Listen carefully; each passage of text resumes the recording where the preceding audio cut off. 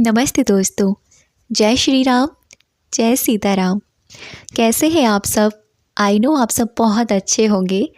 अभी 2 दिन तक वीडियोस नहीं आए थे और आप लोगों को तो जैसे पता चल ही गया होगा कि मैं नैनीताल और नीम करौली बाबा के दर्शन करने के लिए गई थी। तो आप लोगों के साथ मैं नीम करौली बाबा का अपना बहुत ही खूबसूरत अनुभव शेयर करने जा रही हूँ। मेरा एक्सपीरियंस, आप इस चीज़ को सक्सेस स्टोरी भी कह सकते हैं। मुझे बाबा ने कैसे बुलाया, कैसे मुझे बाबा के मैसेज मिलते रहे, कैसे मेरा जाना हुआ वहाँ पर और मुझे क्या अनुभव हुआ।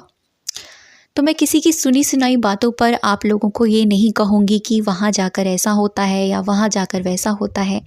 आपने बहुत सारे लोगों के मुँह से सुनी होंगी ये बातें कि जब हम वहाँ जाते हैं ना, हमको अलग ही ऊर्जा फ़ील होती है, लेकिन वो ऊर्जा उन्हीं लोगों को फ़ील होती है जो एक्चुअल में उस ऊर्जा को महसूस कर पाते हैं। तो मेरे मन में भी एक सवाल था कि मुझे वो वाइब्रेशन, वो एनर्जी महसूस करनी है बाबा की, बाबा का अनुभव करना है मुझे। तो मैं वहाँ पर सिर्फ इस मकसद से नहीं गई थी कि मेरी कोई विश पूरी हो जाए या मेरी लाइफ में कोई टर्निंग पॉइंट आ जाए या फिर मेरी लाइफ यहाँ से बदल जाएगी, क्योंकि होती चीज़ें यही हैं लाइफ में। वहाँ पर जाने के बाद में लोगों की ज़िंदगी में एक टर्निंग पॉइंट आता है, एक पॉजिटिव चेंजेस आते हैं, बहुत सारे लोगों की लाइफ में आए भी हैं। लेकिन मेरा मकसद वो नहीं था। बस एक चाहत थी मेरी कि मुझे वहाँ जाना है और बाबा से मिलना है, उनका अनुभव करना है मुझे। तो अब मैं आपको अपना एक्सपीरियंस शेयर करने जा रही हूँ। शुरुआत से आपको अपना सारा एक्सपीरियंस बताऊँगी, अपनी सारा अनुभव बताऊँगी। तो ये वीडियो आपके लिए बहुत ही ज़्यादा, एक हो सकता है आपके रोंगटे खड़े हो जाए यहाँ पर, क्योंकि जो चीज़ है वो रियलिटी से जुड़ी हुई है, जो चीज़ है वो अनुभव से जुड़ी हुई है। बात है कुछ 1 महीने पहले की।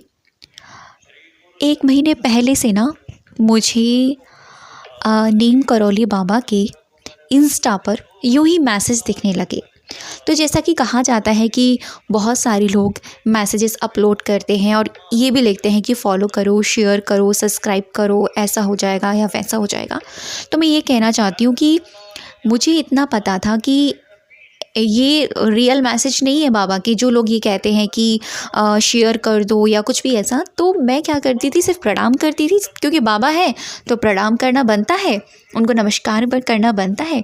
तो वहाँ से स्क्रॉलिंग करती थी। लेकिन अगर कोई मैसेज अचानक से खोलते ही इंस्टा या कहीं पर भी यूट्यूब पर अचानक से मेरे सामने आ जाता था, तो वो मैसेज मुझे कुछ ना कुछ सिखा कर ही जाता था। तो मुझे लगभग 1 महीने से मुझे एक मैसेज बार बार स्क्रॉल हो रहा था, वो ये बुलाने का। मतलब एक होता है ना कि वो बुलाने वाले हैं आपको अपने पास।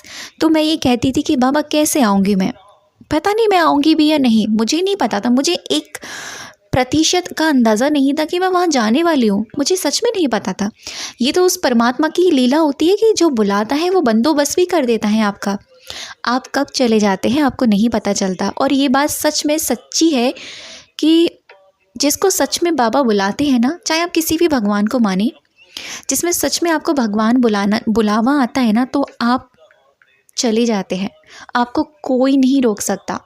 और अगर उनका बुलावा नहीं है, आप लाख कोशिश कर लें, लाख प्लानिंग बना लें, लाख आप कुछ भी कर लें, तो आप वहाँ नहीं जा सकते। जैसे कभी कभी बाबा ऐसा कहा करते थे ना, जिनको उनसे नहीं मिलना होता था तो वो मिलते ही नहीं थे, जिनको उनसे मिलना होता था तो वो खुद मुंह करके बोलते थे। तो ऐसा मेरे साथ, मुझे भी मैसेजेस दिखने लगे। अभी 15-20 दिन पहले से मैसेजेस एकदम गायब हो गए, सब कुछ दिखना बंद।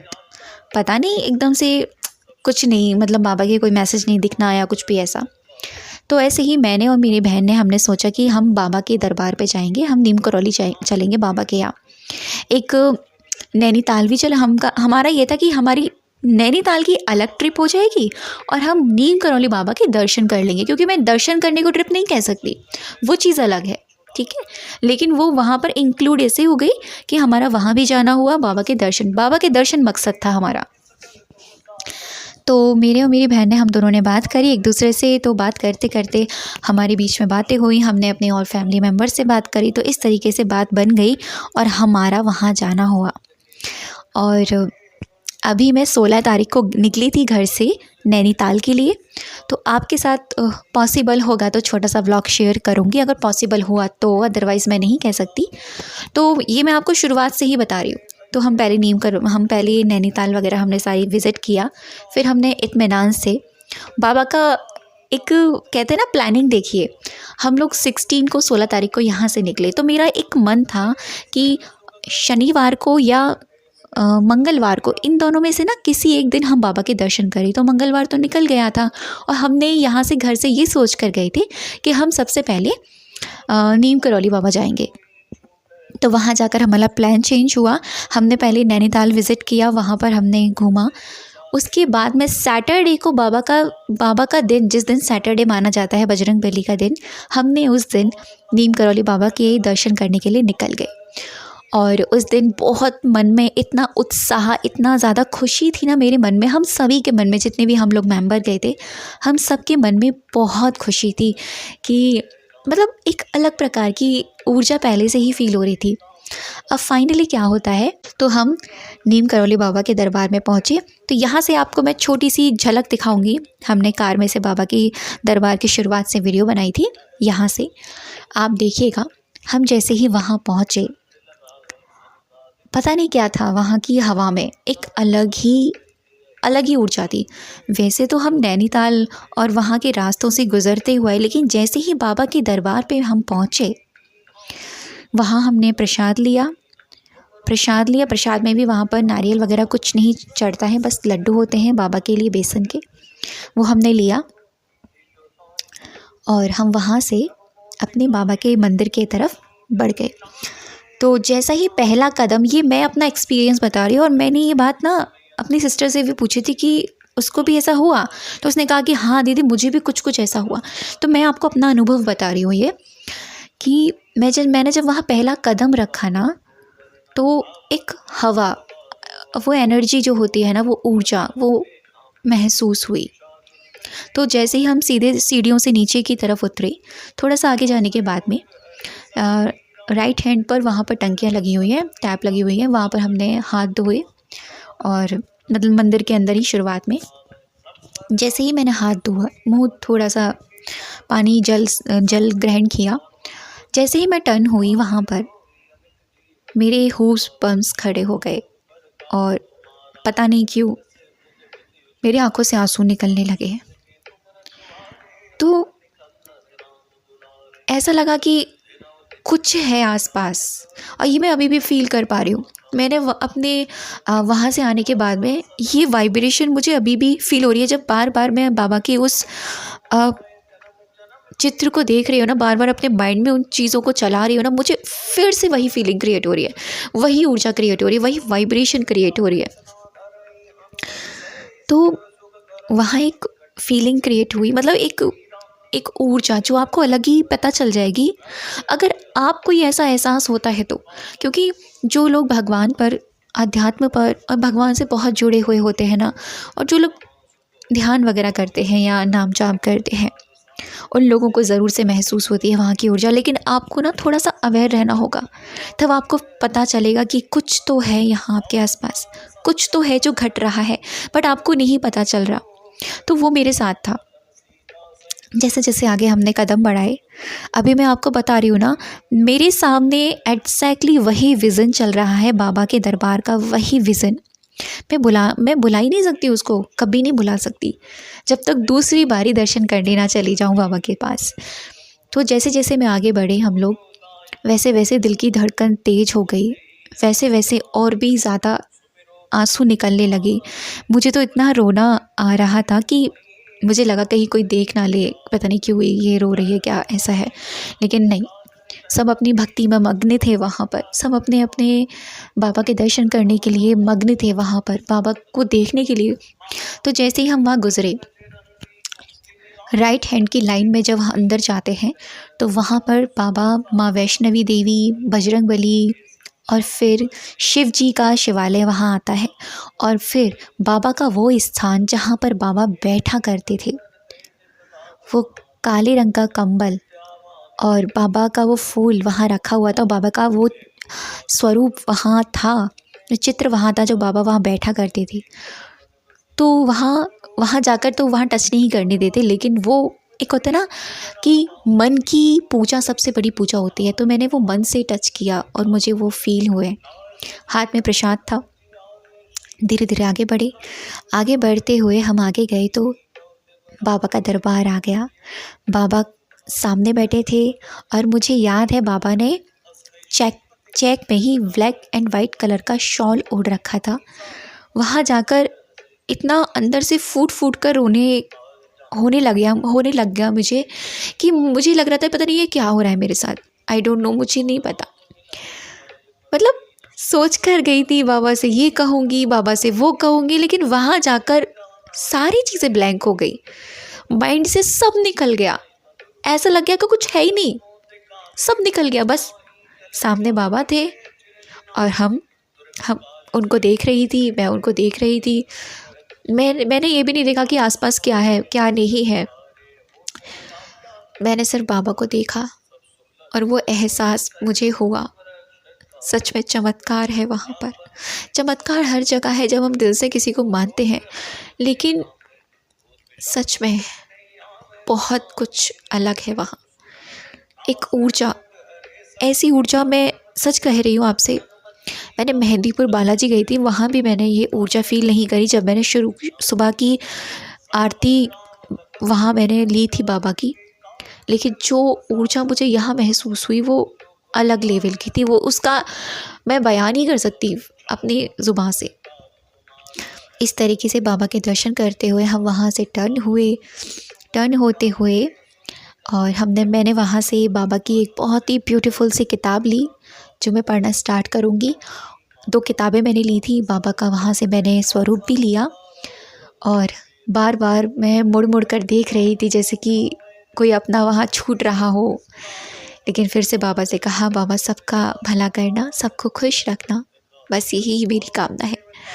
देखो, हम वहाँ पर जाते हैं, हम अपने दिल का हाल सब बताएं, सब मांगे, सब कुछ करें, लेकिन मेरी एक भावना है कि मांग तो हम यहाँ भी सकते हैं उससे। वहाँ सिर्फ आप मिलने जाओ, सिर्फ मिलने, कि किसी ऐसे अपने से मिलने जा रहे हो जो आपका अपना है। बस आप मिलने के मकसद से जाइए, वो देखिएगा वो आपकी ज़िंदगी में क्या चमत्कार करता है। मांगो मत कुछ।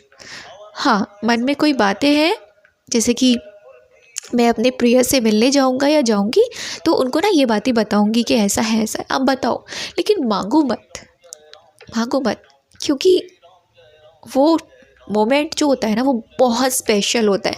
बस अब आँखों में बसा लो उनको। तो ये मेरा एक्सपीरियंस रहा वहाँ का। और लौटते समय हमने फ़ोटो वगैरह वहाँ बाबा के लिए, क्योंकि वहाँ लेने नहीं देते हैं, बाहर से ही हमने सबों को दर्शन कराए। वहाँ के बाबा के दरबार के पास से शिप्रा नदी जाती है, वो वहाँ से बह रही थी। और एक चीज़ मैंने फ़ील करी, जो मैं ये कहना चाहती हूँ कि जो ऊर्जा, जो एनर्जी मैंने बाबा के दरबार में महसूस करी थी एट द टाइम, उस वक्त, वो एनर्जी वहाँ से निकलने के बाद थोड़ी दूरी पे वो मुझे महसूस ही नहीं हुई। तो इसका अर्थ ये है कि जो ऊर्जा वहाँ है ना, वो नहीं है। ये बात सच है कि जो आपको फ़ील होगा ना वहाँ पर, वो आपको आगे जाके या इसके पीछे नहीं हो सकता, वो वही होगा।